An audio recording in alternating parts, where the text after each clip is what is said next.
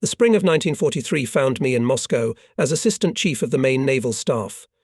At the same time, I was editing the oldest magazine marine collection. The work was interesting, creative. But the proverb is true: no matter how much you feed the wolf, he keeps looking into the forest. I longed for the sea, for real combat service. On May 6th, late at night, there was a phone call. I picked up the phone and heard an unfamiliar stern voice. "Rear Admiral Pantaleev." "Yes, it's me," I answer quietly. "You should arrive at the Kremlin. The car will be at your house in 20 minutes. And a click in the receiver. I agonize. Why do they call me, and even so late? But there's nothing to do. I hurriedly get ready. Both my wife and my old father are awake, asking what's wrong. What could I say to them?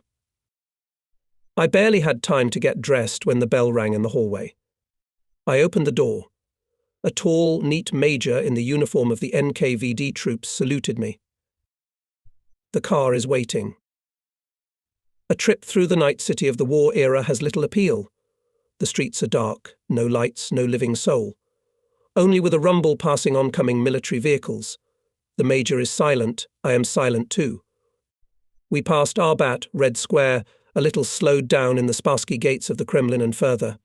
We stopped at a dark entrance. I walk through the poorly lit lobby, climb the stairs. The large reception room is flooded with bright light. After the darkness of the night, it cuts my eyes. 2 lieutenant colonels are sitting at a table with many telephones, talking quietly. One of them indifferently throws me. "Sit down, please." I waited for a long time, even very long. Finally, I was summoned. I entered a vast room. Behind a long bare table covered with a green tablecloth sat people, many of whom I knew only from their portraits, members of the Politburo, commissars. I must admit that I was a little confused. There was a lonely chair against the wall. Someone pointed it out to me. "Sit down, comrade." I sat down. The tall, slender People's Commissar of the Navy, NG, Kuznetsov, with his hands behind his back, silently stopped not far from me. Apparently, a serious and important conversation was taking place here. Everyone's faces were tired and gloomy. The silence was broken by AI. Mikoyan. "Comrade Pantaleev, have you ever sailed on the Volga?" "No, Anastas Ivanovich, I haven't." Mikoyan smiled. "Didn't you take a ride on the Volga even once on vacation?" "No, I have not been on vacation, and I have not ridden on steamships." There was a long pause. The eyes of all looked at Kuznetsov. He blushed slightly, went to his chair, took his hands on the backrest. "I have already reported to Comrade Stalin that I have no specialist riverboatman, but any military sailor must cope on the river. That's why I suggested the candidacy of Rear Admiral Pantaleev." He fell silent. The other participants of the meeting were exchanging opinions in a low voice. A few minutes later, Kuznetsov and I were in the car. Dawn was already breaking. The commissar, who sat in front with the chauffeur, slightly turned to me and asked, "Comrade Pantaleev, did you understand everything?" "No, I didn't understand anything," I admitted. "Only in the commissar's office everything became clearer," the admiral asked me. "What do you know about the Volga flotilla?" I replied that I had heard a lot about the heroism of its sailors in the battles for Stalingrad. Yes, they really fought valiantly then. But when our troops drove the fascists away from the banks of the Volga, they calmed down. And we here in Moscow weakened attention to the flotilla. And Hitlerites appreciated the importance of the Volga as a strategic communication better than we did. The commissar silently walked along the table and continued with obvious irritation now. With the beginning of navigation, our ships, one after another, began to be blown up by enemy mines, including barges with oil products. For several days, the whole river was burning for dozens of kilometers.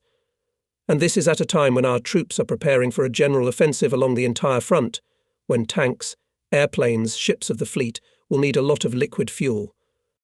The admiral sank into his chair. Comrade Stalin is upset and alarmed. At his suggestion, the leadership of the flotilla is changed. You are appointed flotilla commander. Turn in here. Tomorrow you and I will fly to Stalingrad.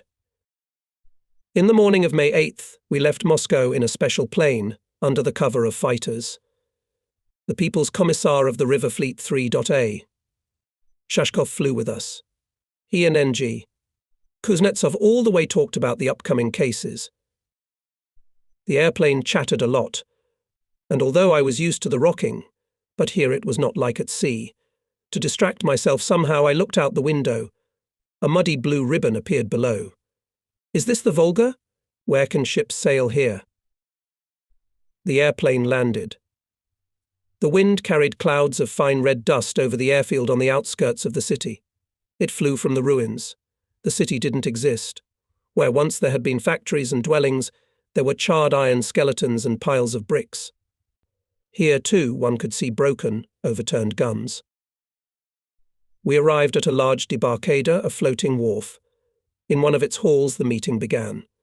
Responsible workers of the Regional Party Committee and Regional Executive Committee, heads of steamship companies, and technical services of the river fleet were present. The situation on the river reported the commander of the Volga flotilla, Rear Admiral D.D. Rogachev. He began with complaints that the flotilla has few minesweepers, that the heads of shipping companies ignore the proposals of the military, tugboat captains violate the navigation instructions.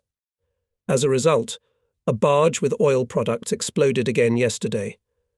One of the rivermen made a remark. What barge is there 16,000 tons of oil products are burning on the water? And then almost everyone started talking and making noise. Yes, I thought, the rivermen and the military still had not found a common language. The first secretary of the regional committee, A.S. Chuyanov angrily tapped his pencil on the table. Quiet, comrades. We are not here to exchange reproaches. We need to urgently outline a plan of action to continue to work hand in hand. Admiral N.G. Kuznetsov took the floor. He informed that, by the decision of the government from now on, all Volga shipping companies with all services are transferred to the operational subordination of the flotilla commander, on whom the State Defense Committee assigns all responsibility for transportation on the Volga. Then the People's Commissar of the Navy named the number of river vessels, which together with their crews should be immediately transferred to the flotilla. They would be converted into warships. People's Commissar of the River Fleet 3.A. Shashkov immediately gave appropriate instructions to his subordinates. Some rivermen frowned unhappily. The innovations were clearly not to their liking. But many rejoiced, realizing how important it is in wartime to concentrate all power in one hand. At the end of the meeting, People's Commissar of the Navy introduced me as the new commander of the flotilla. Yes, here's something else, comrades, he added. The government has given the flotilla commander the right on behalf of the Presidium of the Supreme Soviet to award orders and medals not only to the military, but also to rivermen who have distinguished themselves in the performance of tasks of the command. He could award any citizen who would at least indicate the place where the mine had fallen. This news caused general excitement. There were cheers. That's right. Bam. A necessary, useful thing. It's high time. We were accommodated on a large seaboat BMK-1. It was a navigable ship with good anti-aircraft armament, modern means of communication, with several very cosy cabins, and quite capacious, finished in mahogany cabin compartment, where 10 to 12 people could sit at the table. I immediately liked this ship and decided to move my campaign headquarters to it. The flotilla headquarters at that time was travelling by ship from Ulyanovsk, where it was stationed in the winter. Rogachev to Stalingrad arrived by airplane. All evening the People's Commissar questioned him about the state of the flotilla, the situation on the river. The enemy mines the river every day. At Kameny Yar the fairway had to be temporarily closed. There accumulated 40 barges with oil products, that's 30,000 tons of fuel. And on other sections the caravans are moving at the speed of a turtle. The journey from Astrakhan to Saratov takes up to 22 days instead of 9 days in former times. The Commissar listened attentively. At the end of the conversation he turned to me. Remember, Comrade Pantyayev, each oil barge is assigned to a certain front. They are waiting for it there. Is it clear? Clear, I answered. But one thing is to understand the task, and another is to fulfill it. How to make that the barges were not blown up. After all, the Nazis put not simple, but magnetic mines to find and destroy, which is very difficult. And not only mines are dangerous. Fascist pilots bomb caravans of ships, oil refineries, oil storages. I already knew that for actions on the Volga the German command allocated a special squadron of planes, destroyers and bombers. These planes are based in Donbass, relatively close to the Volga. When the People's Commissar let us go, I was sought out by the head of the operational department of the flotilla headquarters, Captain 2nd Rank ES, Kolchin. Kolchin held calmly and with dignity. From the first words I felt that this is a fine staff officer, thinking and executive. Only on May 14th in Sereptinskogo Zaton Stalingrada moored, finally the steamer railroader with the headquarters of the flotilla. Such an unsound name for the headquarters ship we soon replaced the steamer was called Volga. A day later arrived a new chief of staff of the flotilla, Captain 2nd Rank Vissarion Vissarionovich Grigoriev, tall, thin, with large facial features, lush sideburns. Grigoriev turned out to be a great comrade and an excellent organizer. He quickly rallied the staff of the headquarters. With Grigoriev and Kolchin decide where to start. What is the most important thing in the fight against mine danger? First of all, to know exactly where the mine lies. It is necessary that each enemy aircraft watched by keen eyes saw when and where he dropped his cargo, and that all this data is immediately reported to headquarters. Special buoys will be immediately placed at the places where mines are dropped to warn ships of the danger. And then the minesweepers will come here and destroy the mines. We must have such sharp eyes throughout our operational zone, and it stretches for 1,164 kilometers. How many observation posts do we have now? I asked Kolchin. A few dozen. And we need hundreds. All the head of the communication department of the flotilla, Captain 2nd Rank Murin. We explained the task. At first he grabbed his head, but then he promised to think about it. I must say that Murin and the chiefs of communication areas, Colonels Riani and Gavrilov, quickly understood us and turned around. By the end of May we already had 424 special observation posts, provided with reliable communications. And if we take into account our voluntary helpers, cormorants, Komsomol members of the Komsomol Soviakim, the number of observation points exceeded 700. A.S. Chyanov, the secretary of the Regional Party Committee, helped us a lot. Having learned about our needs, he turned to the district party committees. Soon we found both people and necessary materials. And after I awarded the Komsomol members of one local post for the fact that they accurately detected the place of mine fall, young people with a special willingness began to be on duty on the shore. The assistant of the chief of political department on work among Komsomol members, Senior Lieutenant M.I. Safanov and his activists tirelessly strengthened ties of military sailors with local youth. Sailors taught young workers and collective farmers semaphore alphabet, so that in case of what each of them could send a message to the nearest ship or communication post by flags, taught to recognize silhouettes of enemy planes, quickly locate the places of falling mines. At our observation posts people served differently in cadre sailors, signalers, and green youths just drafted into the Navy, and girls who volunteered for military service. Going by boat along the river, we with the newly appointed member of the Military Council, Captain 1st Rank N.P. Zarembo on the way looked at the posts, brought newspapers, mail, checked the organization of service, talked to people. A post on a deserted riverbank was memorable.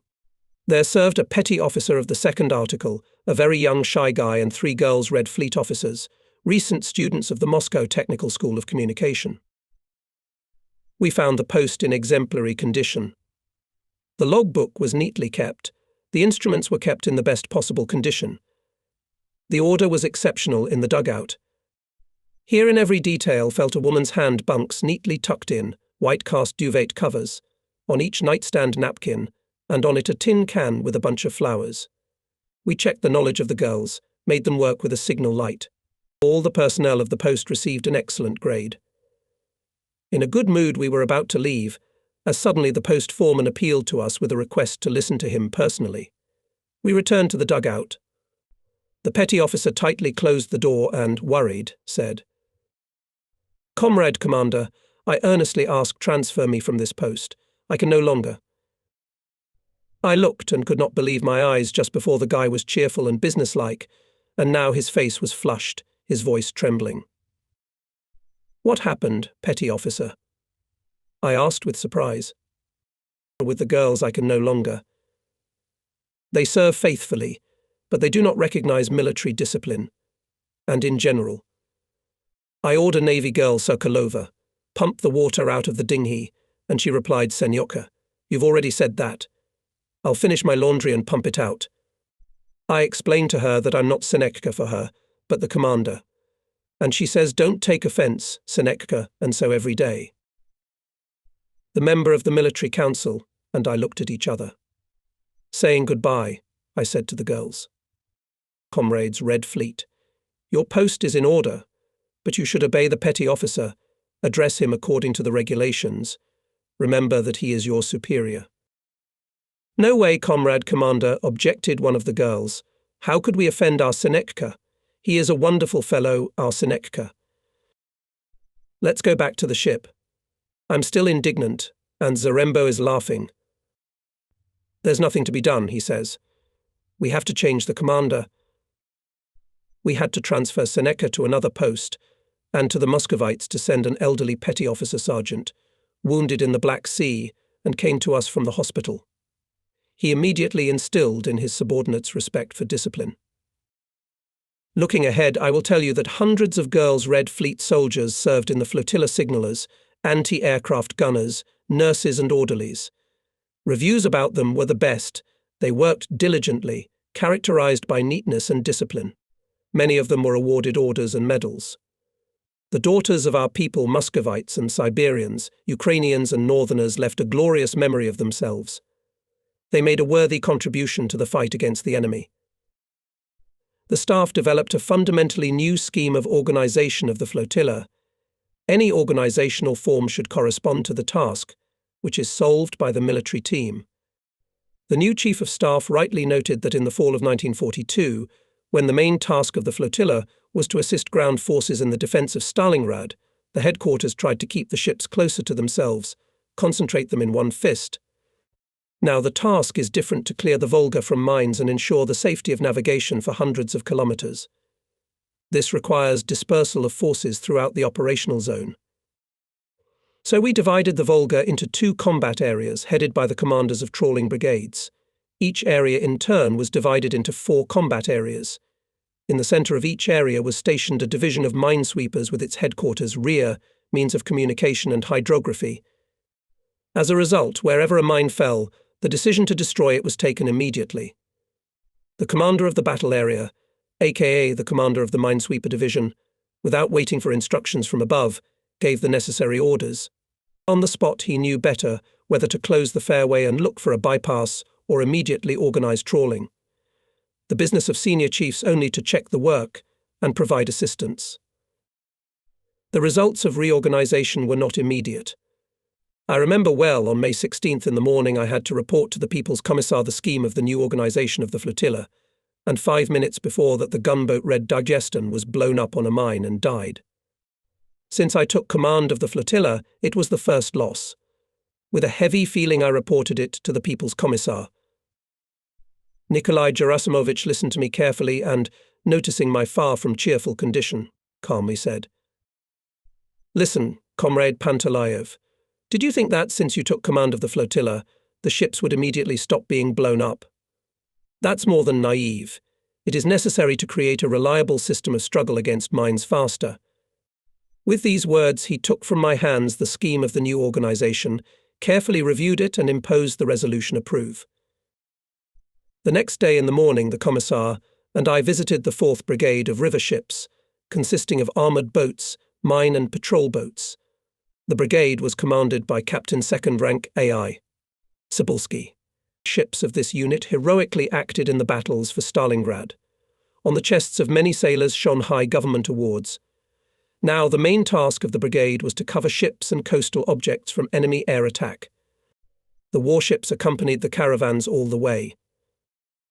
From the Sereptinsky Zaton, where Cybulski's headquarters was based, we drove along the coast, looking at mine observation posts. One of these posts was located on a high cliff. Red Fleet girls served here. The commander of the post, petty officer of the second article, tall, slender, confidently approached the admiral and clearly gave the report required by the statute. "And now, comrade petty officer, report the situation," said the admiral. The girl, without hesitation, listed what caravans with oil products went up the river, how many and where the Nazis put mines at night in this area. "And can you show me where the last mines fell?" The girl turned to face the river and stretched out her hand. "Do you see, Comrade Admiral, a red tank? There lie 2 mines." She wanted to add something else, but suddenly in that place rose a high column of water and mud. A deafening explosion came to us. We were, of course, astonished. "However, you know the situation perfectly well, Comrade Petty Officer," said the Commissar, smiling. "Thank you for your service." Why did the mine explode? Even specialists could not answer this question. There were various assumptions. Maybe the strong current put some iron object on the mine, or maybe because of a malfunction the mine fuse went off early. But we were once again convinced of what a complex and insidious weapon we are dealing with. Saying goodbye at the airfield, wishing me every success, the Admiral said, "Do not forget for a minute the Army, aviation, fleets are waiting for fuel.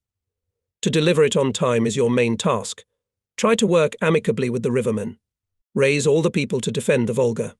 Local party organizations will help you. Strengthen ties with them." Returning to the flotilla headquarters, I contacted the rivermen. Soon we came to the head of the Nizhny Volga shipping company MN Chibotov, the head of the Volga tanker N. Romashchenko and his deputy VI. Sokharin, the head of the Volga Basin Railway Administration VP. Sibin. Everyone was in a gloomy mood. Immediately they began to air their grievances against the military sailors. There were many reasons for grief. The transportation plan is not fulfilled, the caravans are already going slowly, and we delay them on the way every now and then. It turns out that it's all the fault of military sailors. No, it won't work that way, I say. We are solving the same task, and we have to act together. I tell my comrades about our intentions and possibilities and ask, "What do you suggest?" They say one thing. We must speed up the movement of caravans. But how? Comrades are silent thinking. To melt the ice, I'm the first to propose. What if on the most difficult parts of the river, we will allocate our most powerful gunboats to help the tugboats? Then it will be easier for the caravans to overcome the fast current. It would be great, picks up Romashchenko. The conversation has revived. Together we make another decision to increase the number of air defense ships accompanying the caravans, so that the ships could safely go both day and night. Here was also born an idea to create military pilot stations on the most difficult sections of the route, so that our sailors specialists would help the captains to guide the caravans among minefields. After this meeting, our work with rivermen became more friendly. In particular, we accelerated the arrival of ships, which we converted as quickly as possible into minesweepers and gunboats. They arrived together with their crews. Often on one ship there was a whole dynasty of rivermen, father and mother, sons and daughters, grandchildren. Inspecting one of such ships, equipped from a tugboat, I asked the captain, an old Bulgarian with a thick beard, "Daddy, won't it be hard for you to sail with your family?" "No way, we're used to it. We've been sailing together for years. Our mother and son can drive as well as I can, and we're always ready to stand up for our native Volga." Our military hydrographers, headed by Captain First Rank IF, Novoselov, and chiefs of technical sections of the route KS, Imyanov, BI, Kyzhov and NI, Simonov worked hand in hand. As a result of their efforts, a new system of lighting of navigational fencing of fairways appeared. Barrel lights were now lit only when ships were approaching, and the lighting of buoys was carried out in such a way that they were visible only to ships and completely invisible to airplanes. A special instruction for sailing was developed. The role of party political work increased. Even before the caravan left Astrakhan, short meetings were held at the berths, appeals to the rivermen of the military council of the flotilla were read out with the call for uninterrupted movement in light and dark time. The crews of the ships here also took on increased obligations. Political workers studied the needs of the sailors and quickly reported them to the military council. A member of the military council, Captain First Rank NP. Zarembo, an educated and energetic man, together with the head of the political department of the flotilla, Rear Admiral P.T. Bondarenko mobilized political workers and the entire party activists for effective assistance to the party organizations of steamship lines and coastal areas. Lieutenant Colonel B.E. Wolfson and Major K.P. Abrozenko worked hard in this direction. The flotilla command was rarely at headquarters most of the time we spent on the river, visiting battle stations, observation posts, batteries and ships. I had never sailed on rivers before and had a lot to get used to. The flagship was commanded by a senior lieutenant from the reserve, a former Volga pilot Belov, who knew the Volga very well. Sometimes we approached a battery, I ordered by custom. Comrade commander, anchor against the battery and lower the Tuzik. We will go ashore. Belov looks at me with surprise. He takes my words for a joke and orders in his own way. Vasya, he says to the helmsman, take half aboard to starboard. And you, Mikhailo, this is already addressed to the bosun. Prepare the tug over there under that birch. The boat rolls quickly to the right and burrows into the coastal bushes, so that almost the whole ship is hidden in the greenery, moored by the bow cable to a tree. I reprimanded Belov for his panache with his subordinates, eventually taught him the statutory conversation, but he could not get along with the expression half aboard and give the tippet. Well, we never anchored in the seaward way. At first we had unexpected misunderstandings with local comrades. Once the Chief of Staff Grigoriev put in front of me a note from a district policeman from the village of Dubki. I read, "Your military boats detonate very strong charges to silence fish, which is poaching and is strictly punishable." It's both funny and sad. It means that we have not reached all villages and hamlets with our explanatory work, if some places take the destruction of mines as poaching. I order the commander of the combat area to find the author of the message and invite him to the minesweeper to see with his own eyes the work of sailors, and convinced of its importance. We study the tactics of fascist aviation. Every day in the evening a German scout flies in to find out where the caravans are going and where our air defense forces are. Then, already in the darkness, two groups of airplanes show up at a low altitude. One is coming with onboard lights on, with an obvious desire to attract the attention of our searchlights, anti-aircraft gunners and fighters. These planes follow along the river against the current, do not miss an opportunity to drop bombs on our batteries and air defense ships to bombard them with guns. In a word, they try to create more noise.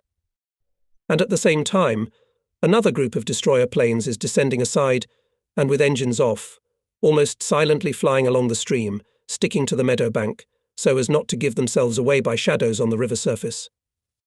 In the silence of the night, the pop of a parachute is heard, followed by a splash. Having dropped its cargo, the plane continues to fly over the water, diverting attention while others drop mines. It's a pretty tricky tactic, but we figured it out quickly. Hydrographers Captain Lieutenants V.P. Grek and Jai Bashilov had an idea to install false buoys away from the fairway. They consulted with II. Zimin, the foreman of the situation area. He, it turns out, had already thought about it himself. In a short period of time, by efforts of sailors and rivermen, dozens of sites with false navigation situation were created. Cormorants, A.K. Vednetsky and I and Sitnikov worked on it with special zeal. Many did not believe in our idea, saying that it was very primitive, that the fascists were not fools.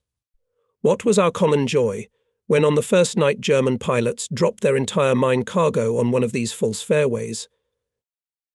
The military council ordered the officers' hydrographers, 3 tankers, and a large group of rivermen and Red Fleet men with high governmental awards. Among the awardees was senior Boyman M.V. Plokhutenko, who for 20 days accident-free led through minefields and narrows more than 40 caravans, Boyman V.A. Treshev accurately identified the location of 18 enemy mines. If for the whole year 1942 the enemy dropped 50 mines into the river, then only for May 1943 we recorded the fall of 364 magnetic and magnetic acoustic mines. They had different multiplicity from 2 to 16. This meant that the minesweeper had to pass over a mine up to 16 times to make it explode. This, of course, slowed things down, and Moscow kept hurrying to speed up transportation. Almost every night the People's Commissar Nikolai Gerasimovich Kuznetsov called. "How are things going? Where are the caravans?" Not without pleasure I report that the barges are going without losses. So far none of them has not been blown up on a mine or sunk by a bomb. Often Anastas Ivanovich Mikoyan also called. He demanded exact figures. How much fuel was transported per day? I always had the data at the ready. I immediately called the amount. And in response I heard a soft but insistent. "Not enough, Comrade Panteliev. It is necessary to increase transportation by all means. We have fulfilled the transportation plan in May only by 76.5%. We are doing our best to speed up the movement of caravans." And difficulties arose at every step. We created more than 15 basing points for minesweepers and other ships throughout our operational zone. These points were dozens of kilometers apart. We had to bring fuel, ammunition, food to them. And the only way by river, under the continuous threat of enemy raids. It was not easy in such conditions to establish the supply of more than 400 observation posts and more than 300 minesweepers, but the head of the rear, Colonel of the Intendant Service Vasily Ivanovich Krivonogov, and his staff brilliantly coped with the case. When visiting ships, batteries and posts, NP, Zarembo and I never heard any complaints about poor supply and food. We were concerned about one more problem. One of the consequences of the recent grandiose battle at Stalingrad was the pollution of the river. Corpses were still floating down the Volga. They were stuck in the thickets and decomposing. The threat of epidemics hung all the time. But we avoided them. We owe a lot to our medics, who were headed by Lieutenant Colonel A.S. Krupin, now candidate of medical sciences and honored Doctor of the Republic.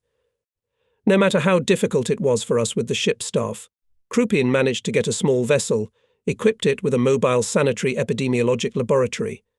This floating cell continuously travelled along the Volga, visited observation posts and garrisons, did a lot of work on disease prevention. Maybe that is why we lived relatively quietly. We did not have a single case of mass diseases. Moscow constantly helped us. Rear Admiral N.I. Shabayev, the head of the Mine and Torpedo Department of the People's Commissariat of the Navy, a great expert in his field, and a tireless worker, visited us. He gave valuable advice on how to better organize trawling forces to improve trawling. Nikolai Ivanovich, together with our flagship miner Captain 3rd Rank PD. Lysenko spent whole days on trawlers and in the workshops helping to equip trawl barges and going out for trawling. General Vasily Danilovich Sergeyev, the Chief of Air Defense of the Navy, came to visit us. He did a lot to strengthen our air defense.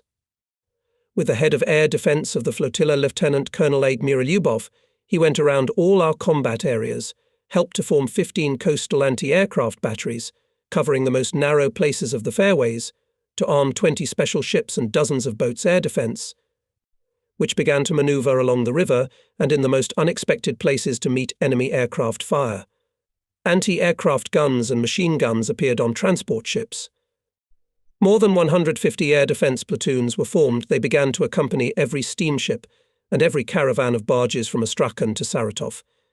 These platoons, as well as all anti-aircraft batteries, were staffed with girl soldiers. At first, the captains of steamships were skeptical of their appearance, also the army, but after meetings with Nazi planes, the opinion changed radically. Captain D.V. Glubov told me. When the plane rushed at us in a dive, everyone hid. The girls quietly worked at the gun. And one of them, like a child, clung to the machine gun and shot. The Nazis' nerves gave out. He turned away and dropped his bombs wherever he could. On the captain's recommendation, I awarded Shkitina and Karachevskaya anti-aircraft gunners with combat medals. Our heroic fighters, based at airfields in Astrakhan, Kamyshin and Stalingrad, selflessly covered the river from the air. And on the Volga went caravans with oil, guarded by ships of the 4th Brigade under the command of Tsibulski. Thanks to the measures taken by us, fascists did not risk to fly below 600 meters. They dropped the cargo as it happened. Many mines fell into the forest and meadows. The movement for acceleration of cargo transportation was unfolding all along the Volga. The first to carry the caravan in record time was the tug steamship Eagle. Following him, the record was set by the steamer 25th anniversary of October Revolution. Those who distinguished themselves were awarded orders. By the way, to call to the headquarters awarded rivermen was unthinkable, because they are always on the move. Together with Zarembo go out on a half-glider, meet the caravan. The crew free from watch is lined up on deck. I call the names, the rivermen come out of the line, and present them with awards. I remember on one steamship, travelling with barges, I presented the Order of the Red Star to the captain and mechanic, as well as medals anti-aircraft gunners of the Air Defence Platoon. There was a woman with a child in her arms. Distressed, she was sobbing quietly, wiping her tears, and a nimble little boy of about 6 years old was holding on to her skirt. It turned out that it was the wife and children of the captain. We shouted hurrah, wished happy sailing, and barely glider departed from the board, we clearly heard the captain's voice mutter, "Take a little to the right." It was he who commanded his daughter, who was standing at the helm. Waving his cap at us, the captain commanded, "Now into the intercom, Ivan Alexandrich. Come on full," and the old steamer slammed even faster on the water, with the slabs of its wheels, dragging 3 big barges behind it. Every day we had more and more friends and helpers. Hundreds of collective farmers, old and young, spent days and nights on the bank of the river, not to miss the moment of the fall of the mine, to detect this place and immediately report to the nearest post. In June, Lieutenant General IV. Rogov, head of the main political department of the Navy, came to our flotilla, and we went with him on an armoured boat to the headquarters of the 1st Trawling Brigade in Cherny Yar. Being on the bridge, Rogov noticed men, women and children sitting on the riverbank. It seemed as if they came out to meet someone. The general asked me, "What does this mean?" "The local population is helping us to fight the Nazis." The general thought for a moment and then said, "That's great. Do you encourage their zeal in any way?" I reported that dozens of collective farmers have already received cash bonuses for detecting mines, and some have received government awards. I tell about an old collective farmer, Antonina Tikhonovna Polovnikova.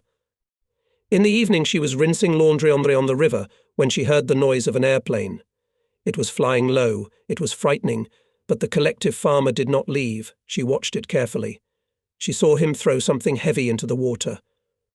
The airplane flew away, but the old woman kept her eyes on the place where the strange cargo had fallen. As luck would have it, Red Fleet officer Ladygin was passing along the shore.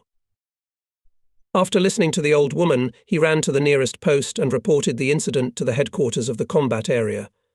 Then he returned to the shore, undressed, and began to look for a mine, because the place was shallow. And the old collective farmer kept shouting to him where to swim and where to dive. Ladygin found the mine. It was lying near the shore. In the morning, when the minesweeper came, the sailor showed the minesweepers this place. The mine was quickly destroyed. On the same day we gave Polovnikova and Ladygin money awards, and collective farm girls Tanya Yudina and Anya Naidanina for a short time detected places of falling of several mines. On the presentation of the head of the Northern Communication Area of Colonel K.G., Ryani friends were awarded the Medal for Military Service. I also told about the fact that recently the buoys began to report mines fall with some special sound.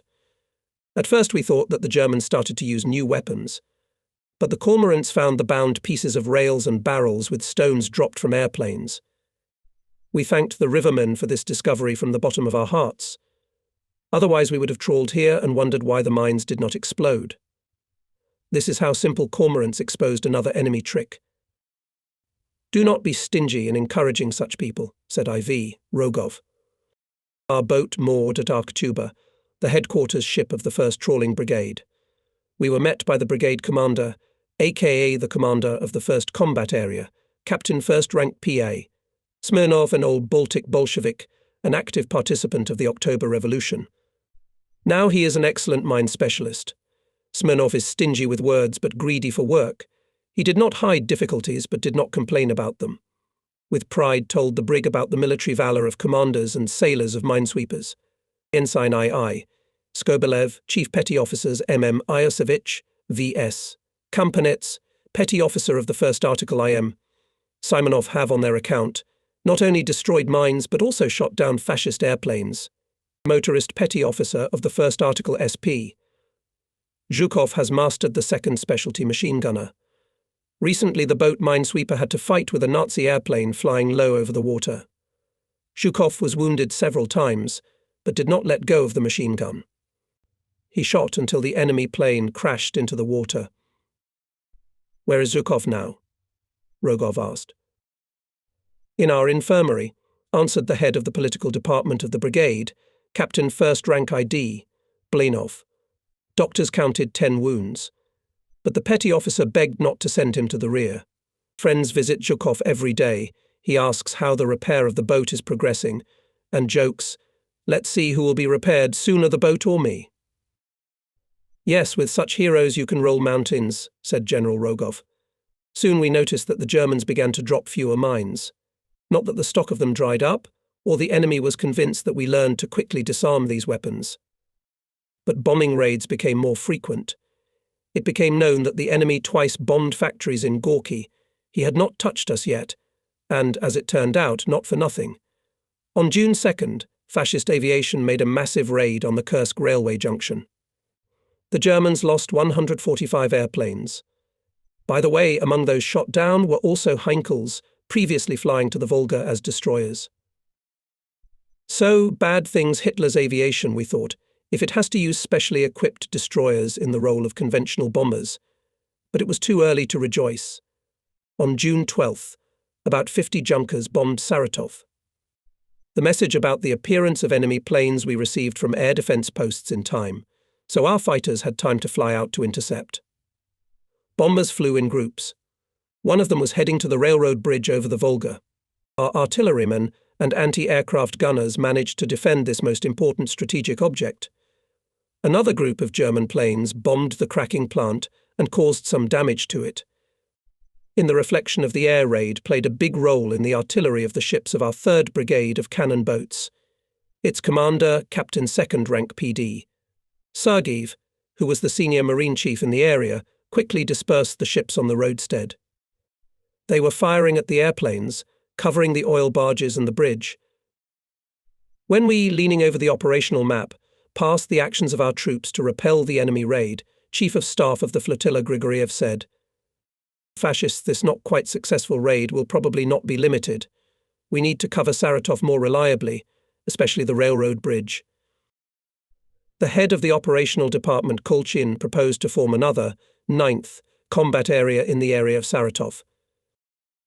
I decided to send to the disposal of Sergeyev additional division of smoke boats, a detachment of armoured boats and 2 floating anti-aircraft batteries. The plane went to Saratov Flotilla Flotti, flagship chemist Captain 2nd Rank Zemlya. His task to organise smoke of the bridge and other objects in case of an enemy raid. Our assumptions were justified. On June 13th, the fascists repeated the raid on the cracking plant, and the next day on the railway bridge. Zemlya perfectly coped with his task. The bridge was smoky, the fascists did not find it at night, and the bombs fell into the river. Smoke curtains helped to save the plant as well. A few days later, 30 fascist bombers raided Kamyshin. The main blows they aimed at the oil depot, elevator and tannery. By friendly efforts of army men and sailors the raid was repulsed. Lieutenant General M.S. Gromadin, Commander-in-Chief of the Air Defense of the country, flew to Kubyshev.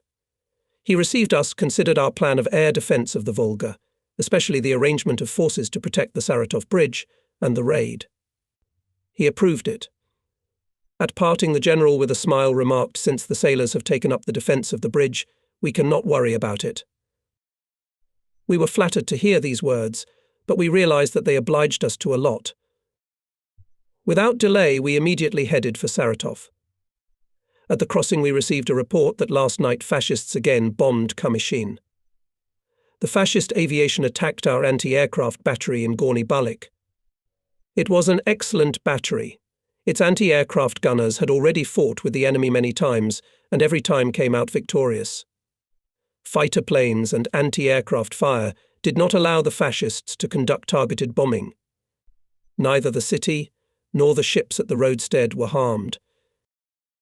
The senior naval chief in Kamyshin was Captain 2nd Rank VA. Krinov, commander of the 2nd Minesweeper Brigade, a man of determination and energy.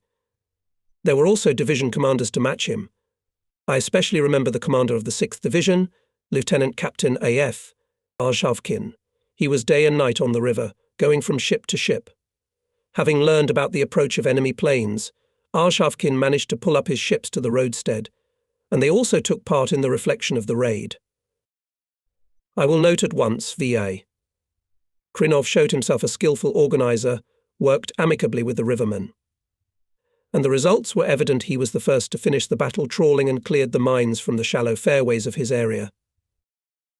On the same night of June 19th, we learned from our neighbours sailors of the Caspian flotilla that the fascists bombed Astrakhan, set fire to the oil barge and floating fish factory.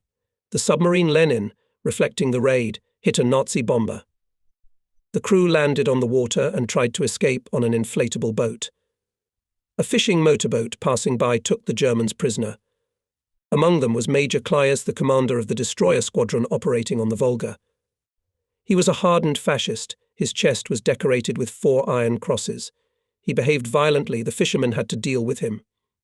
In the fight, Klias was killed. He had with him a map with all flight routes to the Volga. It was a very important document for us. We congratulated our neighbours on their good luck. We arrived in Saratov in the afternoon of June 20th. The boat was camouflaged in the greenery near the eastern shore. We listened to the report of Captain 2nd Rank Sergeyev about the air defence measures taken by him and went around all our ships. The mood of the sailors was combative. They again and again checked anti-aircraft guns and machine guns. Railroad bridge light tracery string hung over the river. Trains with ammunition equipment, troops were continuously running along it. Here came the ways from the Urals, Central Asia, Siberia. Not in vain the fascists were so hungry for this bridge. Dusk came. The city was quiet. Not a light. The darkening was excellent, but still sometimes short whistles were heard when policemen or military patrols noticed a glowing gap somewhere. Our ships were included in the general plan for the defence of the city. It was almost completely dark when several barrage balloons rose into the sky. Not enough, I thought.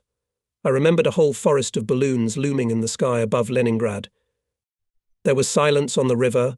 Our ships lurked, guns looking into the sky. From the shore post came an air raid signal. They're flying. In a few minutes from the bridge of the BMK, we heard the growing rumble of aircraft engines and sharp barking of anti-aircraft guns. At once searchlights flashed. Beams, like swords, crossed and diverged apart. The bursts of shells were overhead, but no airplanes could be seen. From the noise we could tell that they were coming in waves. It was reported that our fighters are in the air. But they could not be seen either, and it was impossible to make out anything in the darkness. Only blue stripes of searchlights were visible. I looked towards the bridge. It disappeared in the veil of smoke screens put by the ships. Nikolai Petrovich Zarembo spoke quietly. It is good that there is no strong wind, the veils stand still. And Zemlyanichenko was good dense smoke put. Around the boat heard gurgling. It was falling fragments of anti-aircraft shells. Comrade Commander, you violate the uniform, carefully noted the commander of the boat.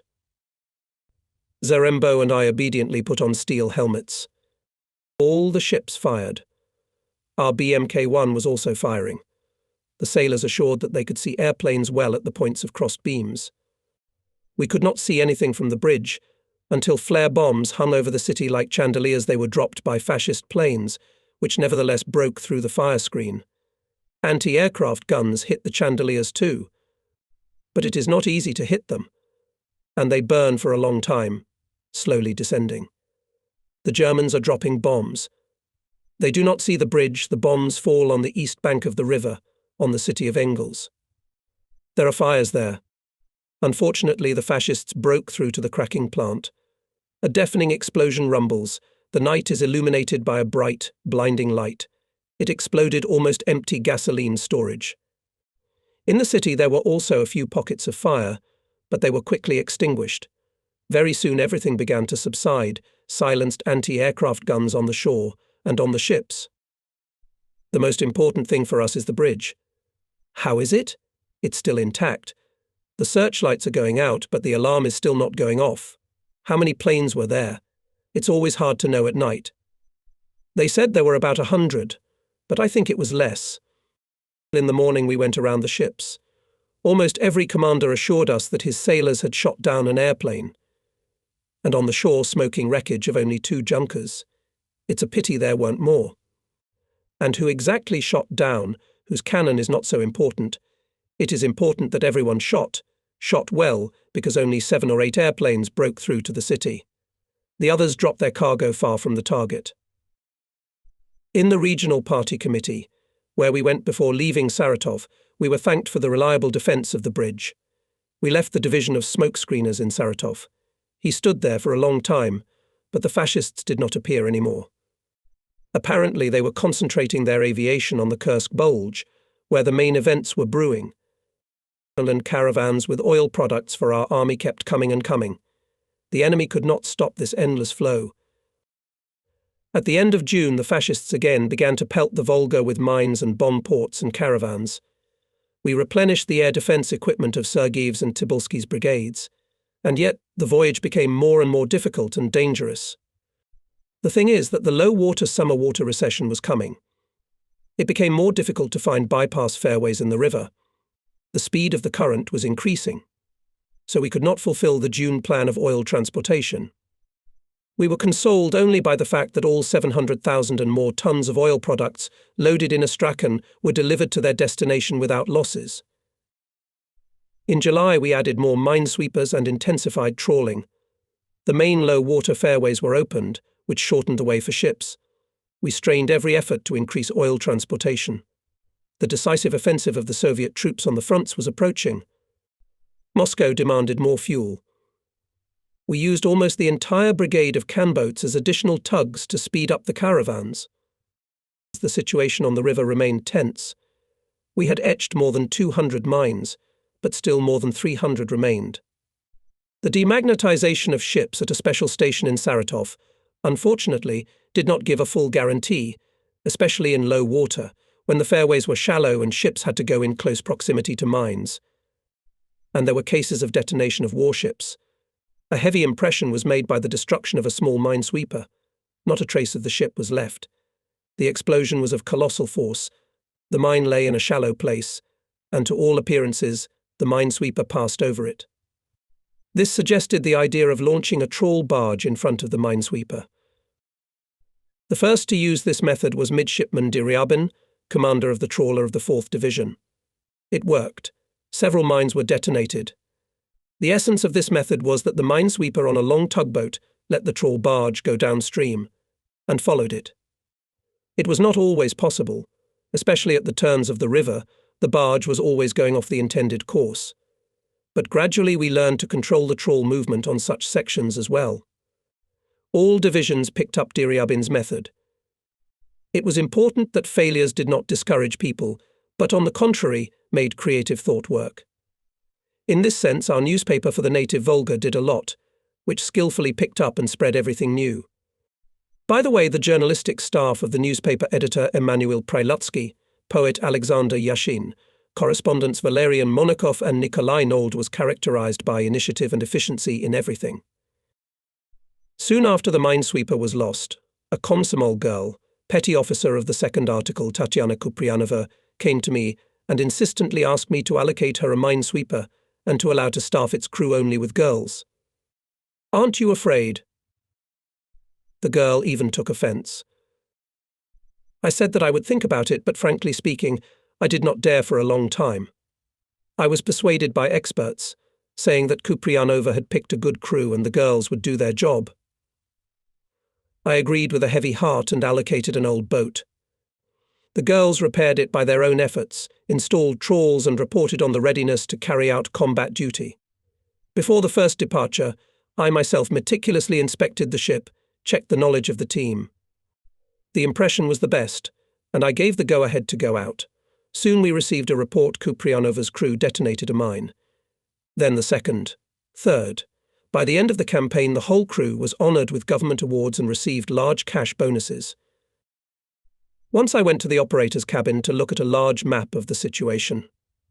Operators Major D.G., Dimaprov and Lieutenant Captain I.A. Ananin marked the areas where mines appeared when the water receded. In a few days they were found and destroyed more than a dozen. Luck. On the other hand, the water recession hindered us. Many places became so shallow that minesweepers could not pass there. What to do? As always in such cases, the sailors' ingenuity helped us. Sailors undressed and, holding hands, in a front line went through a shallow place, groping the sandy bottom with their feet. Quite an original way of trawling, wasn't it? All this was done with jokes and jokes, as if the guys were leading a round dance. Theoretically, the mine could not explode if even stepped on, because the human body does not have a magnetic field, but still it was a mine, not a watermelon or a melon. What if it was a contact mine, exploding at the slightest touch? And to look at such trawling was quite disturbing. But I chased away the gloomy thoughts, admiring the healthy, tanned bodies of cheerful, never dull sailors. Fortunately, there were no accidents, and we found plenty of mines. In early July, the Battle of Kursk began. Having repulsed the German offensive, our troops struck a powerful blow. On August 5th, Orel was liberated. On all ships listened to the radio rumble of the first victory salute during the war. We were happy our modest contribution to this victory was also ours. In July we exceeded the plan, transported more than 1 million tons of oil products. Hundreds of our minesweepers continued trawling the open shallow water fairways. Sailors realized the importance of their labor. Without fuel, which we transported, not a single tank would have attacked, not a single airplane would have taken off. Our submarines would not have gone to the sea. In these days, the People's Commissar of the Navy Kuznetsov and People's Commissar of the River Fleet Shashkov arrived at the flotilla again. This time they did not hear the claims of neither the flotilla to the rivermen, nor the rivermen to the military sailors. Now we worked amicably, helped each other in everything. Having familiarized themselves with the progress of the government's assignments, the two commissars warned us not to be complacent and not to lose vigilance. At the end of August, we received an order to transfer some of our ships to the newly formed Dnieper military flotilla. We loaded the boats on the platforms. Leads this case VV. Grigoriev, our chief of staff, appointed commander of the new flotilla, and his place was taken by Captain First Rank ND. Sergei, former commander of the 3rd Brigade. Being a good officer, Nikolai Dmitrievich turned out to be an excellent staff specialist. True, he had a big school. He worked in the main naval staff. And here, on the Volga, his talent showed itself in all its breadth. It was easy to work with him. Autumn had come. The lowering of the water level hampered the actions of minesweepers. Often in shallow water they damaged propellers. We had no docks.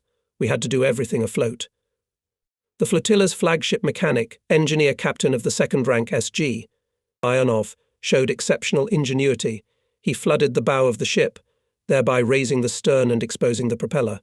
Now it could be removed and straightened. Under the blows of our troops, the enemy was rolling back to the west. He was no longer interested in the Volga. But not so long ago, the fascist diplomat Ribbentrop declared, as soon as our domination over the main communication artery of the country over the Volga is established, our most dangerous enemy will be dealt such a blow, from which he will never recover again. The fascists understood the importance of the Volga for our country, but their robbery plans were not destined to come true. They were defeated in Stalingrad. Their bet on mine warfare also failed. Before the onset of winter, we destroyed 751 German mines. Navigation continued in full swing. On the river passed 8,000 ships. They carried 7 million tons of petroleum products. It was the final battle for the Volga. The Soviet people highly appreciated the actions of the Volga military flotilla, the feat of all those who fought and worked at that time on the great Russian river, fulfilling their duty as soldiers and citizens. The life of a sailor is nomadic, restless, and the life of a military sailor is even more so. As the song goes on the seas, on the waves, today here, tomorrow there. Having lived a long life in the Navy and with the Navy, I can say that it has its own charm, its own romance. You see new places, new people, learn a lot, and at the same time you grow up, accumulating knowledge and experience. I travelled a lot, and this time, barely on the Volga ended combat suffering, I was appointed commander of the White Sea Flotilla after a second short service in the main naval staff, and, having received the order of the Commissar of People's Commissars, hurried to Arkhangelsk. The White Sea Flotilla was one of the largest in the number of ships and the scale of combat activity. It played a special role in the defence of our Arctic communications, but organisationally was part of the Northern Fleet, and therefore its affairs dissolved in the general flow of combat achievements of the North Sea. In Arkhangelsk at the station I was met by the Chief of Staff of the flotilla, Rear Admiral V.P. Bogoapov, a very colourful and widely known in the fleet. We once served on the Black Sea, fought in the Baltic, and now we met again. I was happy about it, knowing that Viktor Platonovich is a highly educated man with a flexible mind and a broad outlook. It is always a pleasure to work with such people. It seems that the war is coming to an end, he said. It is time to think about the plan of combat training in relation to peacetime conditions. Don't be in a hurry, I remarked. I think we still have enough to do. We headed for the city. The bridge across the northern Dvina had not been built yet. There was only one way by water. We boarded the staff boat. The appearance and behaviour of the crew, as in a mirror, always reflects the military organisation. I immediately noticed the cleanliness of the boat, the neat clothes of the sailors, admired their impeccably precise movements. Naval order seems to be firmly established everywhere. Soon I was convinced that the flotilla, despite its youth, followed the best traditions of the Soviet Navy. My predecessor Vice Admiral S.G. Kucherov and a member of the Military Council, Rear Admiral V.E. and Nanit, both experienced combat leaders, did a lot to maintain an exemplary military order. I considered it a great honour to command such a flotilla. The headquarters of the flotilla was located in the centre of the city, in a beautiful two-storey mansion on the embankment of the northern Dvina. Not far from the headquarters, also on the very bank of the river, in a small cosy harbour, was a securely sheltered command post with modern means of communication, working and living quarters, kitchen and dining room. At that time, such a command post could be envied by any fleet. The ship composition of the flotilla was first of all light forces capable to fight against fascist submarines and mine danger, to defend sea communications and bases. Most of them were fishing and transport ships, during the war hastily re-equipped and armed.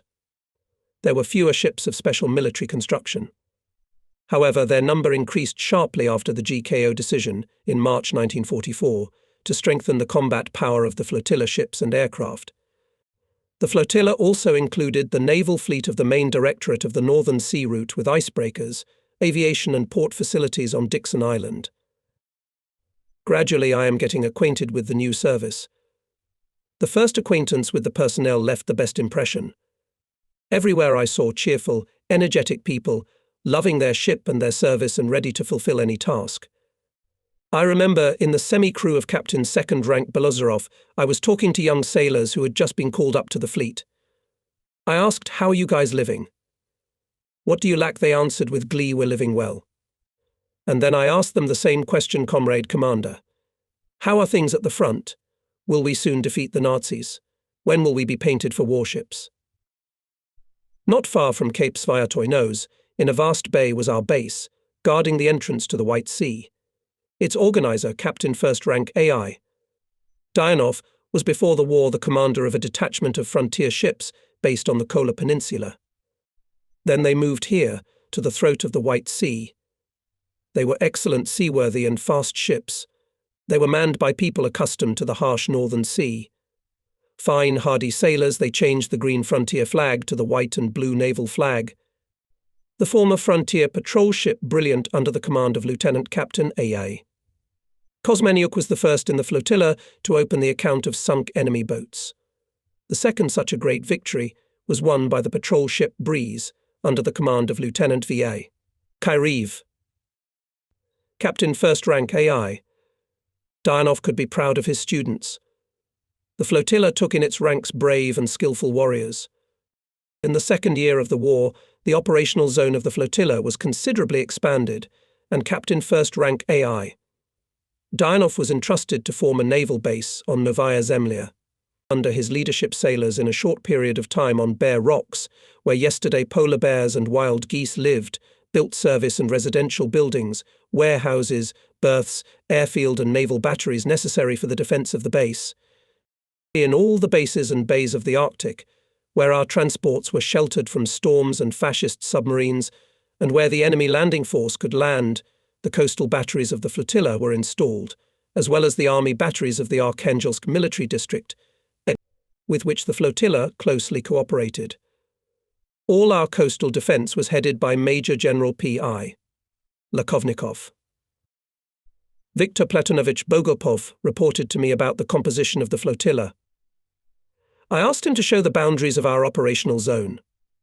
Nakishtaba smiled slyly, looked at the member of the military council Viananik, went to a large map hanging on the wall, and led the pointer. Yes, this is the scale. The pointer slid from the throat of the White Sea to Novaya Zemlya, outlined the Kara Sea, and the Laptev Sea all the way to Tixi Bay.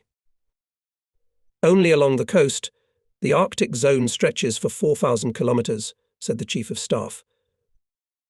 At the first stage of the war, the flotilla was in a special position. The fascists cut the Kirov Railroad and the White Sea-Baltic Canal.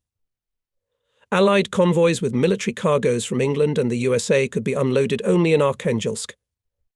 It was necessary to hastily build new berths and warehouses here, to create teams for the fastest unloading of transports. The first convoy of 7 transports arrived in Arkhangelsk without losses on August 31st, 1941, and by the end of the year 10 more convoys passed safely to both sides. The fascist fleet in the north was not very active at that time. The fascists threw all forces on the land direction, seeking to capture Murmansk and Arkhangelsk, the main ports through which our maritime communications with the Allies. But the enemy's plans collapsed. All the war ports in the north remained in our hands. Convinced of the failure, the Nazis began to concentrate their naval forces in the fjords of northern Norway, with the task of disrupting our communications. We had to improve the system of convoy service. In this direction, much was done by the flotilla's military transport service department headed by Captain First Rank Bogiev. It was an educated and enterprising officer. The scale of the convoy service was increasing. If in the first year transports from Arkhangelsk in convoys went only to the Novovovozemelsk Straits, and further, to the Kara Sea, went independently, in 1944, to counteract fascist submarines we had to extend the convoy service, not only throughout the Kara Sea, but also beyond its limits, to the Laptev Sea and to the islands of Komsomolskaya Pravda. Each of our transports was assigned a naval officer as a military assistant to the captain and a special military team consisting of commanders, machine gunners, signallers and radio operators. The formation of these teams, associated with the incessant movement of people, as well as the creation of unloading teams on shore, required a lot of organizational work, with which excellently coped with Captain Second Rank Babinski. Outwardly slow, but in fact fast and hasty, Babinski had time to visit everywhere, to see and eliminate problems. The commander of a small convoy was usually appointed senior of the commanders of escort warships. The command of especially responsible convoys was entrusted to someone from the commanders of formations or chiefs of staff of naval bases. Often in this role were the Chief of Staff of the Kara base Captain Second Rank Vasiliev, commanders of compounds Captain Second Rank Kotenko, Dudarev and Agafonov. When I took the flotilla to command large convoys headed for the Arctic, most often entrusted to the commander of the Arkhangelsk Ovra, Captain First Rank Napyavchenko, a fine sailor, strong-willed and determined. Despite frequent and persistent attacks of fascist submarines, Pyavchenko conducted convoys without losses. He willingly went on any campaign, which sometimes lasted for many weeks. We were not spoiled by the weather. Cold autumn storms caught the ships on the passage and battered them for weeks. Our men withstood everything. I remember Pievchenko telling me, "You go 1 day, 2 days. Nobody bothers you." Suddenly, the acoustician shouts over the trumpet. I hear a submarine on the right, 45, everything on the bridge goes into motion at once. I command right rudder. I give the course. The miners rush to the bombometers. But I can't see or hear the boat. Contact is lost. And the minesweeper coming from behind has raised the signal enemy submarine and is turning away. We hear the deafening explosions of depth charges. The ship shudders a little. All eyes of signalmen and officers are fixed on the water. We're looking for a torpedo trail or a submarine periscope. It is very unpleasant not to see the enemy, but to feel that he is somewhere very close, just waiting to hit you in the side with a torpedo. Even in the frost it gets hot. I unbutton the collar of the raglan. 10 minutes pass. Little by little we calm down. And in an hour or two everything starts again. And so every day. Not always the trip ended safely. In August 1944 in the Kara Sea, the commander of the convoy, Captain First Ranker .3. Shmelev. He was on the TSH 114. The fascists in this navigation began to use hydroacoustic electric torpedoes, which rushed without a trace at the sound of the working propellers, pursued and caught up with the ship. It was very difficult to evade such torpedoes. Theoretically, it would be necessary to stop the course, but it is not always possible, because you do not know what torpedo attacks the enemy. The loss of the minesweeper made us sad. But our determination did not shake. Sailors began to study the tactics of the enemy even more thoroughly. It was found that at the end of the Arctic navigation, with the appearance of ice in the Kara Sea, fascist submarines moved to the southeastern region of the Barents Sea in order to intercept convoys on the approaches to the throat of the White Sea. We took this into account and strengthened the protection of convoys. On October 24, 1944, our convoy was on its way from the Kara Sea to Arkhangelsk. In the area of Kanin-Noz, it was attacked by several fascist submarines. Among other ships, the minesweeper TSH 116, commanded by Lieutenant Captain B.A. Babanov, was guarding the transports.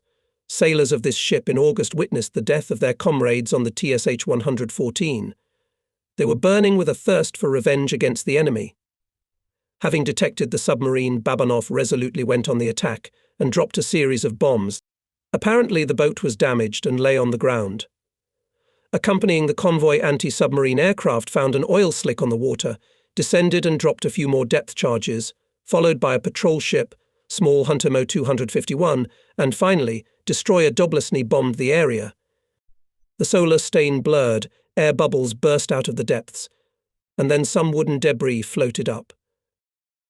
Rejoiced by the luck, we immediately reported to the fleet headquarters, and using the direct telephone with Moscow, also to the People's Commissar of the Navy. But from Polyarny and Moscow we heard the same question: where are the proofs that the boat was destroyed? Some days on the surface kept oil circles and burst air bubbles, but all this was not yet considered irrefutable evidence of the boat's destruction, and there was no need to take offence at the superiors. What to hide, because often combat reports on enemy losses sinned, to put it mildly, inaccuracies. We ourselves forced the higher command to demand solid confirmation of the results of the attack. And it had to happen a week later, while following the next convoy in the same area. TSH 111 and TSH 113 again attacked a Nazi boat. On my new report again in the telephone receiver sounded "Where is the evidence?" but this time everything was in order. We sent to the area of the attack destroyer Daring, which had reliable sonar. Inspecting the battle site in detail, our sailors found both submarines lying on the ground, once again dropped depth bombs on them. Wooden objects and the corpse of a Hitlerite floated to the surface. Now we with full right reported 2 enemy submarines were sunk. There is material evidence. I with satisfaction signed award lists for orders and medals to our modest heroes, officers and sailors of minesweepers. By the way, at Babanov it was not the first victory. On August 26, 1941, the hydrographic ship Nord disappeared. The commander of the Kara base, Captain First Rank SV. Kozelev, sent airplanes and one of the best minesweepers in the base TSH 116 Babanov to search for it. Several days of fruitless search for the missing ship continued. And on September 5th, in the morning, sailors found a submarine near Mon Island. Babanov opened fire from multi-barrel bombometers. After the fourth salvo boat went down, various objects floated up. Soon divers arrived and found on the ground German boat U-362 with 5 large holes in the hull. Among the sailors who were honoured with a high government award was a young man from the minesweeper TSH-116 Volodya Kotkin. I handed him a newly established medal Yushakov in memory of the outstanding Russian admiral, who glorified in the 18th century our fleet in naval battles in the Black Sea and the Mediterranean. This medal was especially popular among our sailors. Many wanted to earn it. And here it was on the chest of 15-year-old Volodya, a universal favourite of the ship. In spite of his young age, he fulfilled his duties to match a long-experienced sailor. A signalman by specialty, he always performed his duty correctly. His eyes were sharp, and more than once he was the first to detect the periscope of an enemy submarine. In addition, he was an excellent horn player, considered indispensable in this role. The Military Council of the flotilla has always paid special attention to the juniors, their service and education. It is understandable if we take into account that many of these guys lost their parents during the war. We considered it our duty to put them on their feet. Ship commanders and political officers treated young sailors with paternal care. And thanks to this, most of our pupils, as they say, went out to the people. Volodya Kotkin finished the war with 3 medals on his chest, then his trace was lost. And not so long ago, already in 1971, I read a note about him in the newspaper. It turns out that after the war Vladimir Andreevich Kotkin graduated from the Kharkov Communications School, then from the Leningrad Electromechanical College, and has been working for many years as a senior site foreman at the plant Volga in Novgorod. His name is in the Book of Honor of the Enterprise. He was awarded a medal of the All-Union Exhibition of Economic Achievements. His work is interesting. He often goes on business trips. And not only in our country, but also visited France, Sweden and Yugoslavia. I would like to say to him, well done, young man, keep it up. Hitler's command understood the importance of the Northern Sea route, especially during the war. From the Arctic ports we transported by sea the Pecora coal, from Amdama ore, from Yenisei and Obi also various national economic cargoes, so necessary for the country. The strategic importance of this route was also great. It connected us with the Far East, with the Pacific Fleet, from which we received ships. Once at a regular operational meeting, the head of intelligence flotilla, Captain 2 Rankin Sidorov, warned that we should expect increased activity of Nazi submarines in the Arctic. Judge for yourself. On all fronts the fascists are beaten, they are retreating. And more than 30 boats have gathered in northern Norway. For what purpose? Obviously for action in our north. Yes, the enemy's activity is increasing in our zone.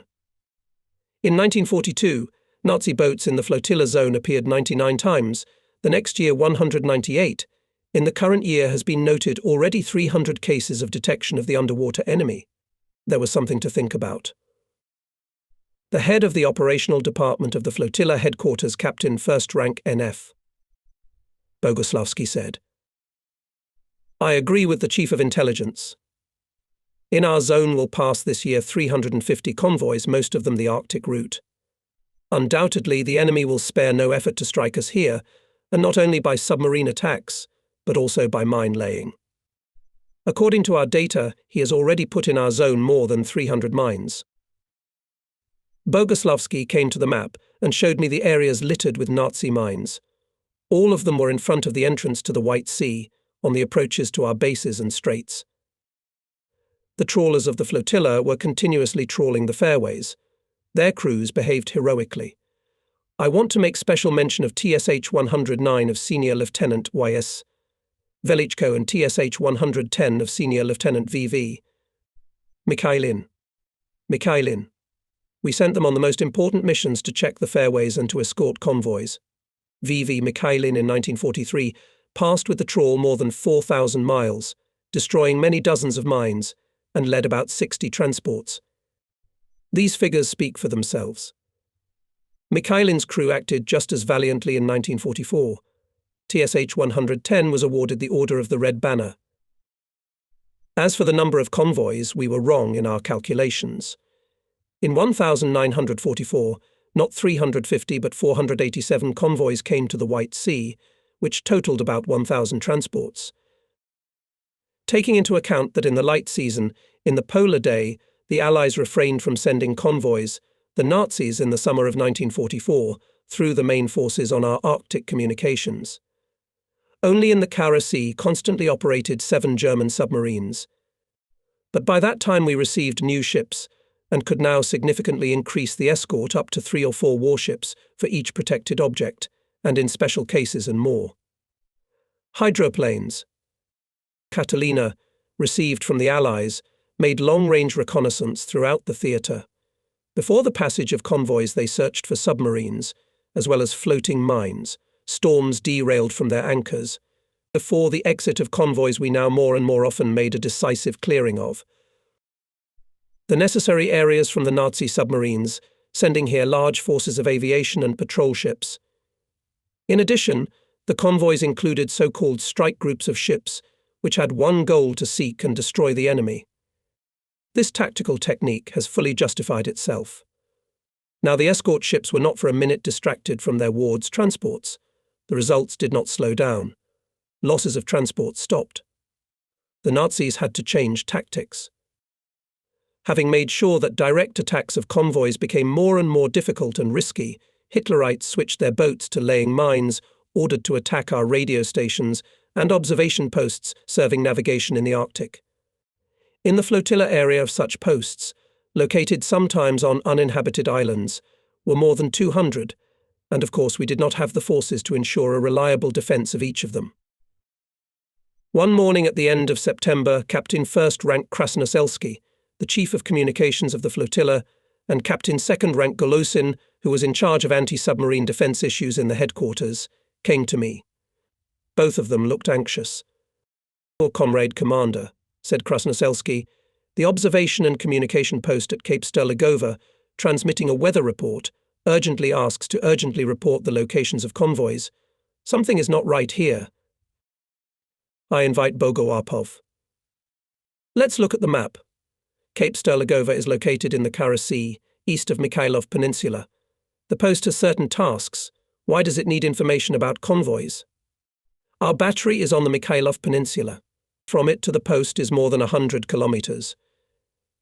It's probably inexpedient to send sailors from it. They'll get there one day. The Chief of Staff suggests not to answer anything at the post, and the commander of the Kara naval base to give instructions to send a ship to Cape Sterligov. So we did. In these days, a convoy with 4 transports was to go in the Kara Sea. For 24 hours, the radio of Cape Sterligov persistently asked about its movement. We were silent. In the evening of September 26th, an authorized representative of Glavsevmorput on Dixon reported that Sterligov's radio did not answer any more requests from Dixon. The commander of the Kara naval base ordered all batteries and observation posts in the Kara Sea to increase vigilance. There was no doubt something had happened at the radio station. The mystery was revealed before the ship sent there approached the Cape. The chief of the radio station, Bukhtiarov, himself reported about what had happened. The case was as follows. On September 24th, he and the sailor Signaler Nagaev on a dog sled went to inspect the coast whether there were no mines thrown out by waves and any objects from the lost ships. In the evening he returned to the station and was suddenly captured by fascists. It turned out that Hitlerites from 2 submarines landed a landing party of 25 machine gunners and seized the station. The winterers, except for 2 watchmen, were asleep. By force of arms, the fascists forced the radio operator of Glavsevmorput to transmit all radiograms according to our schedule and, in addition, to request data on the movement of convoys. Submarines for secrecy lay on the ground in a neighbouring bay. Found Bukhtiarov Hitlerites brought to the station and began to interrogate. The sailor preferred to die than to give away a military secret. He long bickered with the interpreter Russian White Guard, often repeated, stalling time, scrutinized the situation. Finally, having found a convenient moment, Bukhtiarov fled. Knowing the terrain well, 3 days he waded through the tundra until, completely exhausted, did not reach a neighbouring post, passing about 100 kilometers. The Nazis, in a wild rage, crushed the station, took prisoners with them, and returned to the submarines. They never learned anything about the movement of convoys in the Kara Sea, only forced us to change all the code tables of communication. The repaired station was soon back in operation. As it is known, during the war we received food, armament, military materials from our allies on Lend-Lease. A large cargo flow from America and England went, as I have already said, through Arkhangelsk and Murmansk. Foreign naval missions were established to organize this business and solve many issues related to the stay of foreign sailors with us. Since the British Admiralty was in charge of the convoy service, the British mission in Arkhangelsk was headed by an officer of the rank of Commodore. In Polyarny, at the headquarters of the Northern Fleet, there was the same naval mission, but it was always headed by an admiral. He was subordinate to the head of the British naval mission in Moscow. Such was the system of leadership of the Allied convoy service in the north. The flotilla headquarters maintained daily communication with the officers of the mission, together with them solved the issues of unloading ships, supplying them with fuel and food. Before the convoy went to sea, a conference of ship captains was held, at which, in the presence of mission representatives, the flotilla headquarters informed everyone about the situation at sea, reported the courses of the convoy's movement in our zone, as well as familiarized with the composition of the escort forces allocated by the flotilla, the order of mutual communication. Captains of ships asked a lot of different questions, which were immediately answered. We worked amicably, with full understanding. British and American officers from the mission sailed a lot, well versed in maritime affairs. Seeing what sacrifices our country is suffering in the war, how heroically the Soviet people are fighting, British and American sailors treated us with due respect. They sincerely wished for a speedy defeat of the common enemy. On the occasion of our successes on the land front or at sea, the head of the mission commodore usually came to me with a storm of congratulations. We responded in kind. Once at one of the receptions at the mission, I asked the commodore about the ill-fated convoy RQ-17. The commodore shuddered and remained silent. I realized that it was difficult for a former sailor, who himself had commanded large convoys, to speak on the subject. And I have long been interested in this sad story. In 1942 I served in Moscow as an assistant to the chief of the main naval staff and took part in solving the issues of convoy service in the north. And now we learned that on June 27th, a convoy with the letter RQ-17 left Iceland for Murmansk, consisting of 37 transports in the immediate protection of 25 ships. The convoy, in addition, had a powerful operational cover of 2 detachments, which included 2 battleships, 1 aircraft carrier, 6 cruisers, 17 destroyers, a whole curtain of 9 submarines. Cover more than enough, given that in the northern fjords of Norway was only 1 Nazi battleship, 3 heavy cruisers and 12 destroyers. We closely followed the movement of the convoy. The Northern Fleet and the White Sea Flotilla, in order to cover it, deployed their submarines and light forces, as well as prepared aircraft to search for and destroy enemy U-boats. From the intercepted telegrams we knew that the Nazis conducted several air attacks on the convoy, but all of them were repulsed. There were no losses in the ships. This, of course, encouraged us. And suddenly we learned that, on July 4th, without warning the Soviet command, the Admiralty ordered the British escort ships to leave the convoy and urgently go to join the main covering forces, and transports to disperse and get to our ports independently, without any security. What's the matter? Moscow was astonished by this decision. The transports were carrying military cargoes, so necessary for us in those difficult days, and suddenly they were abandoned to their fate. There are no miracles in war. The enemy did not miss the opportunity, and 24 transports went down from the blows of his aircraft and submarines. After that, the British did not dare to send convoys to us for a long time. I repeated my question. Mr. Commodore, what is the explanation? I would like to know your opinion. The Commodore frowned even more. Finally he spoke. Admiralty learned of the entry into the Sea Nazi squadron, led by the battleship Tirpitz. We could not risk our fleet. This decision was made by our admirals. I realize that I am dealing with a military officer who is not strong in diplomacy, and there is no point in torturing him with my questions. Many British sailors were ashamed of the behavior of admirals from the Grand Fleet. In 1956, in London, published a book by Alistair MacLean's His Majesty's Ship Ulysses. The author writes, having received the order, the caravan cover detachment immediately separated to the west, abandoned the caravan to its fate. The feelings of merchant ship crews at this betrayal of warships for the sake of saving their own skin is easy to imagine. The Admiralty, of course, was aware of the significant superiority of its forces over the Nazi squadron, but did not want to risk large ships. Admiral N.M. Kharlamov, my old friend and co-worker, was at that time the head of the Soviet naval mission in London. He told about his repeated conversations on this subject with the first Sea Lord Admiral Pound. However, even from him it was not possible to get an intelligible answer. We could not reconcile then with the requirement of the instructions developed by the British Admiralty at the slightest damage to the transport the crew must immediately abandon the ship. The transport abandoned by the crew was hastily sunk without trying to save the most valuable cargo.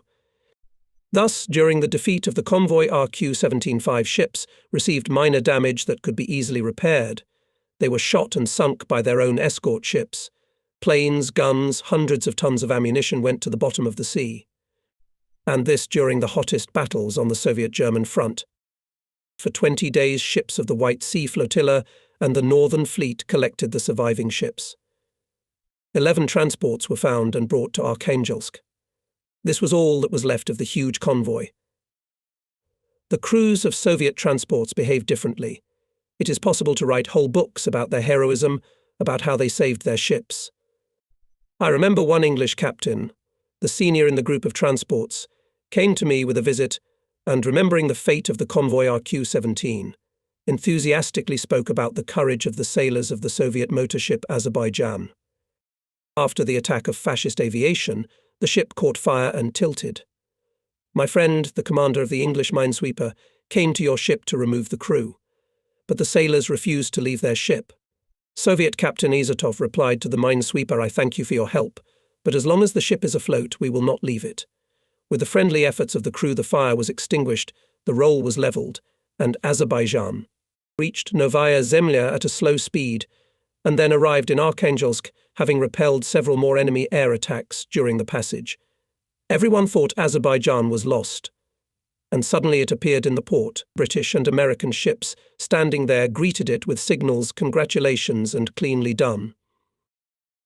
Yes, it was. Our allies were amazed by the feat of Captain V.N. Izotov and his subordinates, who at the risk of their lives extinguished fires, sealed the holes, defending their wounded ship. I'm going to Novaya Zemlya. I wanted to go there for a long time, but I couldn't make it, and now there is an urgent need. Captain First Rank AI, Darnov was assigned to the Pacific Ocean, and a new commander arrived at the Novaya Zemlya base. I wanted to see how he mastered the business to help. It is not always easy to command a unit after an officer of good fame. It requires great tact, a particularly sensitive approach to people, the ability to retain the style of his predecessor, to support and continue everything valuable in his work. At that time, there was no regular communication with Novaya Zemlya. People and cargoes were carried on transports under escort of warships, and only mail was delivered by airplanes. Captain Taran and Senior Lieutenant Kupchin were considered masters of flights in difficult Arctic conditions.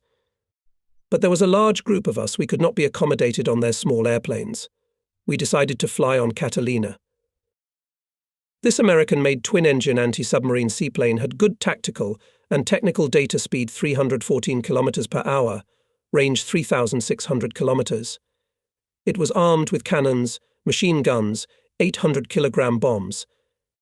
The airplane was equipped with radar. Now these data will seem modest, but at that time we rejoiced, having received an opportunity to replace our outdated single-engine MBR-2 with a large sea machine. Early September morning we arrived at the airfield. The vehicle was a combat vehicle, not designed for passengers, so there were few amenities for us.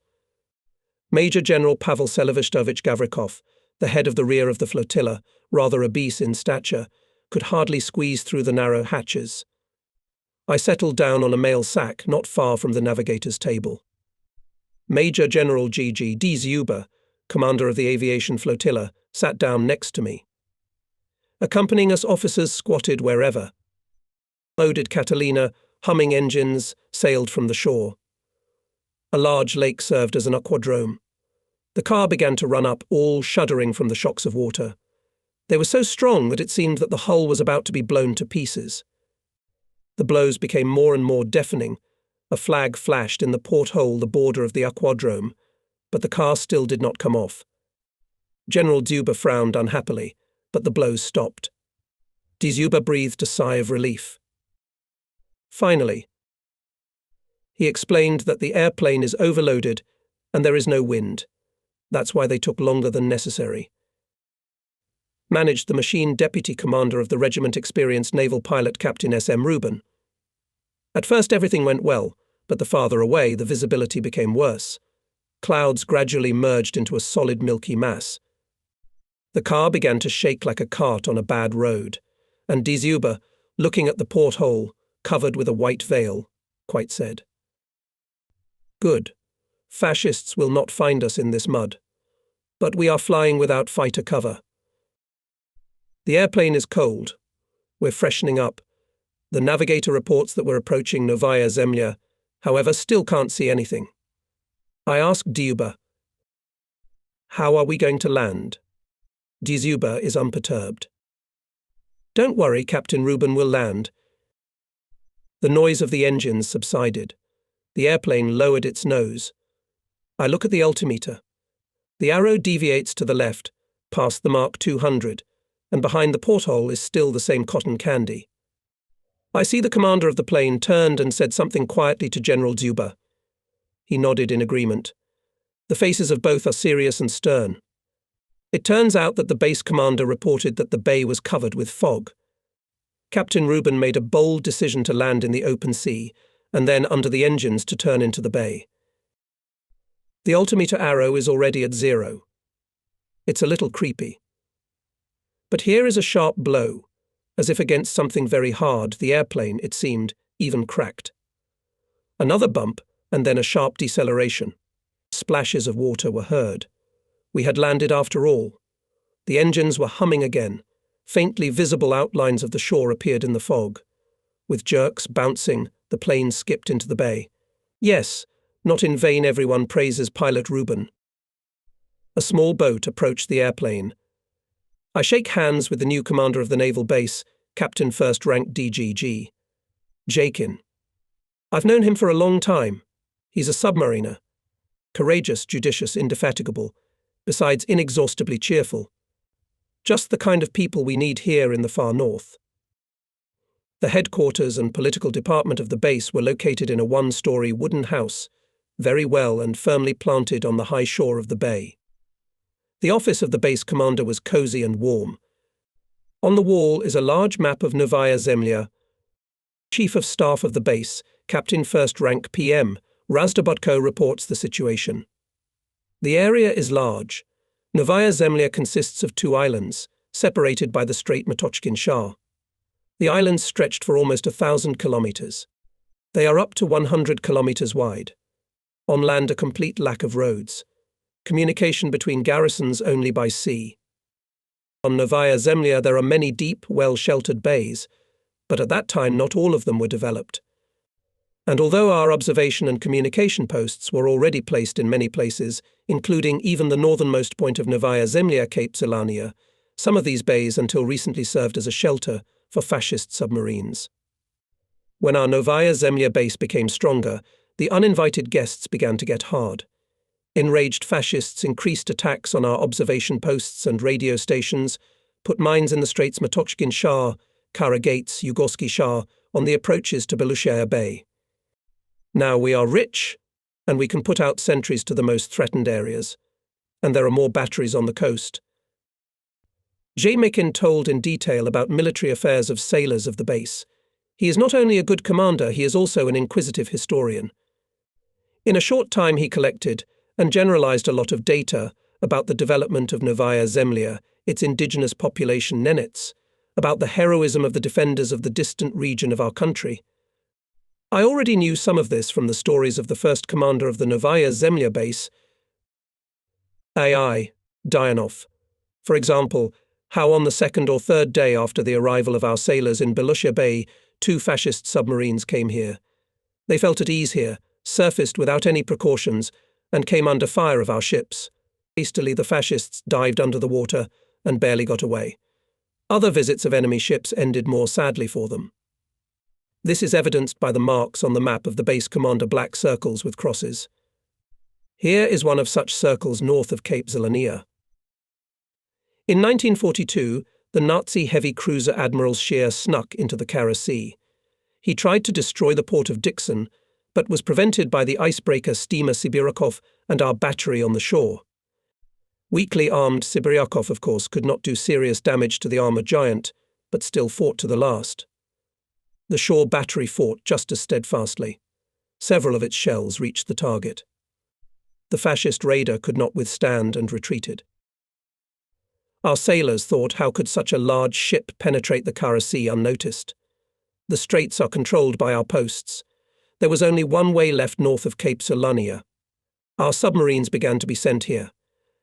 Submariners disliked this position. Sailing conditions were difficult, all the time among ice, and not a single enemy vessel was encountered during the whole trip. At the beginning of August 1943, the submarine S-101 came here.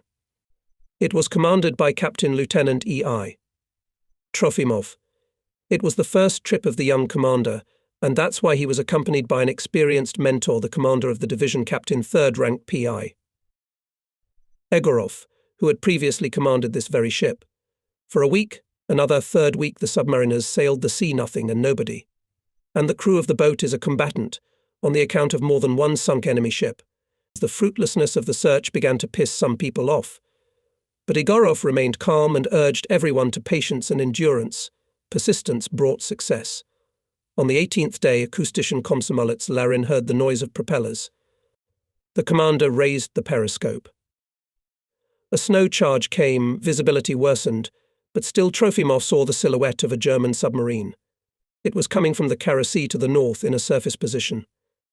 Taking into account the seriousness of the moment, Egorov took command of the ship. He managed to stealthily approach the enemy and release torpedoes. What happened was something that does not happen very often. All 3 torpedoes fired hit the boat. The Nazi ship was blown to pieces. At the place of the Nazi boat's destruction, our submariners saw a huge stain of solarium, in which floated various debris, scraps of clothing. Sailors picked up a signal book, diary of the boat commander, and other very valuable documents. From them, it became known that it was a large submarine U-639. She was returning from the mouth of the Obi River, where she had placed barrage mines. Near the eastern shore of Novaya Zemlya, the fascist boat sank a completely defenseless hydrographic ship, Akademik Shokalski. People floating on the water, Hitlerites savagely shot from machine guns. Assumptions that fascist ships penetrate into the Kara Sea, rounding Novaya Zemlya from the north, were completely confirmed. It was only regrettable that we sent only one submarine into the 200-mile strip of clear water between the island and the ice edge, without taking into account the tricky nature. Frequent fogs and snowstorms. Our submariners were alarmed by the fact that the Nazi submarine went not to the west to the Norwegian Skerries, but to the north. Unfortunately, this secret was revealed after the war. It turns out that the Nazis in 1942 secretly founded a base for their boats in Cambridge Strait, on Franz Josef Land. Here the boats operating in the Kara Sea recharged their batteries, were repaired, their crews rested, and before going to sea received the latest intelligence about the situation. Alas, we could not find this base in time, although the area of the Franz Josef Land Islands was repeatedly visited by our ships and airplanes. In war there were such things.